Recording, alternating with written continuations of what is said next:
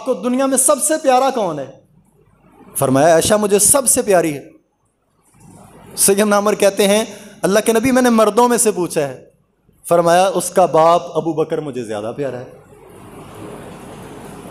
اور سیدنا علی رضی اللہ تعالیٰ عنہ جب خلیفۃ المسلمین بنتے ہیں اور مسند خلافت پر بیٹھتے ہیں، پوچھنے والے جو ہے لوگ باتیں کرنا شروع کرتے ہیں، تو سیدنا علی رضی اللہ تعالیٰ عنہ فرماتے ہیں آج کے بعد سن لو، علی کا اعلان یہ ہے کہ آج کے بعد جو بھی علی کو ابو بکر سے اور عمر سے افضل کہے گا، علی اسے 80 کوڑے مارے گا، علی اسے 80 کوڑے مارے گا جو علی کو ابو بکر و عمر سے افضل قرار دے گا۔ سیدنا علی کے بیٹے ہیں محمد بن سیرین کے نام سے زیادہ جانے جاتے ہیں، اپنی والدہ کے نام محمد بن حنفیہ۔ محمد بن حنفیہ جو ہے سیدنا علی کے بیٹے ہیں، اپنی والدہ کے نام سے زیادہ پہچانے جاتے ہیں۔ سیدنا علی سے سوال کرتے ہیں کہ ابا جان مجھے یہ بتائیں کہ نبی کریم صلی اللہ علیہ وسلم کے بعد اس امت میں سب سے زیادہ مقام اور مرتبہ کس کا ہے؟ سیدنا علی فرماتے ہیں کہ سیدنا ابو بکر صدیق کا۔ فرمایا اس کے بعد عمر فاروق کا۔ بیٹا کہتا ہے کہ مجھے یہ لگا کہ اگر میں ابا جان سے پوچھتا رہوں گا نا تو ابا جان کا نام تو بہت دور چلا جائے گا۔ کہتا ہے میں نے فوری طور پر کہا ابا جان پھر اس کے بعد تو آپ کا نمبر آتا ہے نا۔ سیدنا علی فرماتے ہیں کہ میں تو ایک ادنا مسلمان ہوں۔ یہ سیدنا علی رضی اللہ تعالیٰ عنہ کی عاجزی اور انکساری تھی، حالانکہ بڑا مقام بڑا مرتبہ ان کے مقام و مرتبے کے اندر جو شک جانے وہ مسلمان نہیں ہے، ایمان والا نہیں ہے، لیکن علی رضی اللہ تعالیٰ عنہ کی عاجزی اور انکساری دیکھیں، فرمایا میں تو عام مسلمانوں کی طرح ایک مسلمان ہوں۔ اور اسی طرح پھر آگے کا فتویٰ سنو۔ کربلا کے اندر واحد بچ جانے والے امام زین العابدین سے آ کر کے ایک سوال کرتے ہیں۔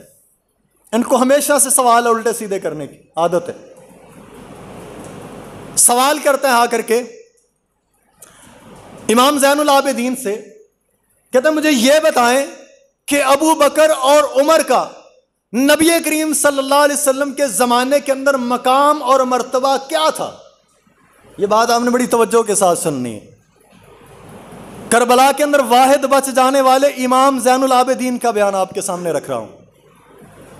پوچھنے والا کہتا ہے مجھے یہ بتائیں کہ نبی کریم صلی اللہ علیہ وسلم کے زمانے کے اندر ابو بکر اور عمر کا مقام کیا تھا؟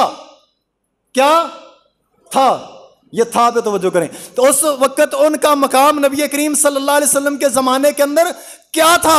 اس نے امام زین العابدین سے پوچھا کہ ابو بکر اور عمر کا نبی کریم صلی اللہ علیہ وسلم کے زمانے کے اندر مقام اور مرتبہ کیا تھا؟ تو امام صاحب بڑے معصومانہ انداز کے ساتھ کہتے ہیں جو آج ہے۔ سمجھ آئی بات؟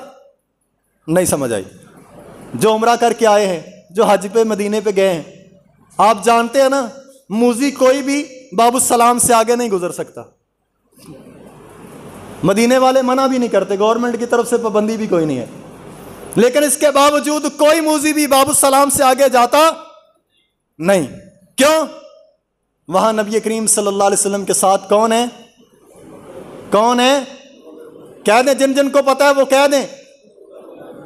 ان کے ساتھ ابو بکر اور عمر ہیں، تو ان کا مقام اور مرتبہ یہ ہے کہ وہ اس دنیا سے جانے کے بعد بھی نبی کے ساتھ ہیں۔ وہ زندہ تھے تب بھی نبی کے ساتھ، وہ فوت ہونے کے بعد بھی نبی کے ساتھ، قبر کے اندر بھی نبی کے ساتھ، کل کو اٹھیں گے بھی تو نبی کے ساتھ، حشر کے اندر بھی جائیں گے تو نبی کے ساتھ، اور حوض کوثر پر ہوں گے تو نبی کے ساتھ، اور جنت میں جائیں گے تو نبی کے ساتھ۔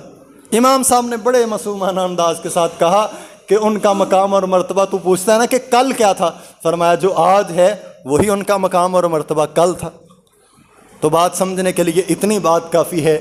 نبی کریم صلی اللہ علیہ وسلم کے نواسے سیدنا حسن و حسین رضی اللہ تعالیٰ عنہ، آقا علیہ الصلوۃ والسلام ان کے ساتھ بہت پیار اور محبت اور عقیدت رکھا کرتے تھے، اور نبی کریم صلی اللہ علیہ وسلم انہیں اپنے دو پھول کہہ کر کے پکارا کرتے تھے۔ آقا علیہ الصلوۃ والسلام نے فرمایا یہ میرے جنتی شہزادے ہیں اور جنتی نوجوانوں کے سردار ہوں گے۔